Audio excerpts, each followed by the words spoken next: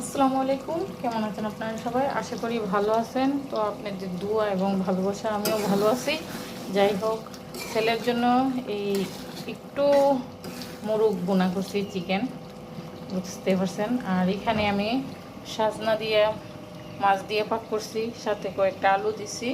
তো কীরকম হয়েছে, কালারটা অনেক সুন্দর আসছে, অবশ্যই টেস্ট।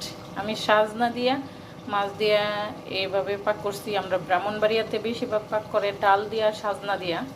তো অন্য অন্য অঞ্চলে, অন্য অন্য ডিস্ট্রিক্টে দেখি মাছ দিয়েও পাক করে।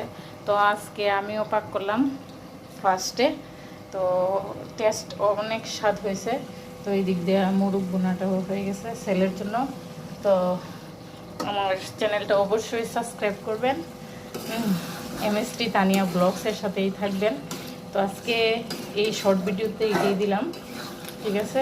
আমি তো বেশিরভাগ দিতে পারি না বাচ্চার জন্য, আমার ছোট্ট বেবিটার জন্য। সবাই দোয়া করবেন। তো আল্লাহ হাফেজ।